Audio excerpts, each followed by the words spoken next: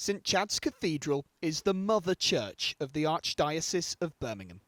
Within its boundary that stretches most of the West Midlands, it housed one of the worst abusers in the Catholic Church. A priest who repeatedly abused children, but whose crimes were covered up for years. When allegations were made, Father James Robinson was simply moved to another parish. Justice finally caught up with him in 2010.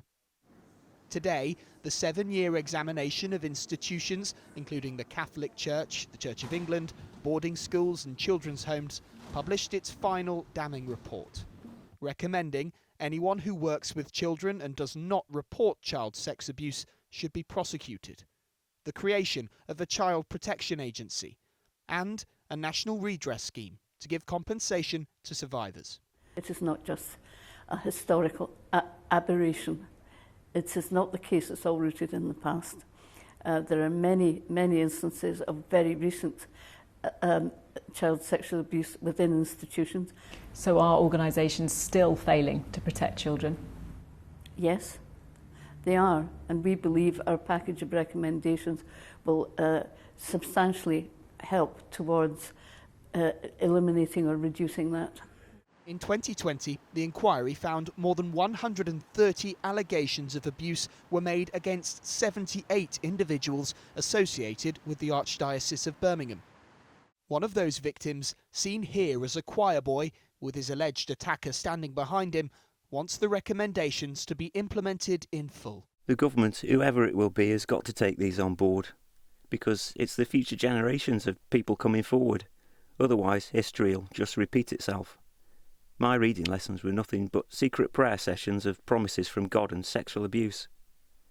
I realised that something's not quite right here, on a Saturday morning to have a room with all curtains blacked out, drawn to, and the candles lit. It was a bit devastating really for a child. I was told if I was to tell anybody, the wrath of God would come down on the family as well as myself.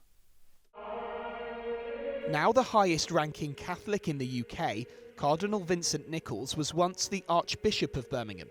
He's faced calls to resign after the inquiry blamed him for failing to tackle abuse over decades. He did offer to resign, but the Pope asked him to stay and implement the much-needed changes.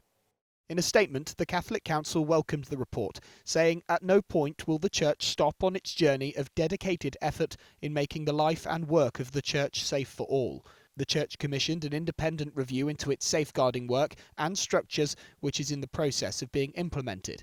It is important for us again to offer an unreserved apology to all those who have been hurt by abuse. Survivors of that most horrific abuse have said this inquiry has given them closure. They've had their life's worst moments officially recognised. Now they want it acted on. Lewis Warner, ITV News, Birmingham.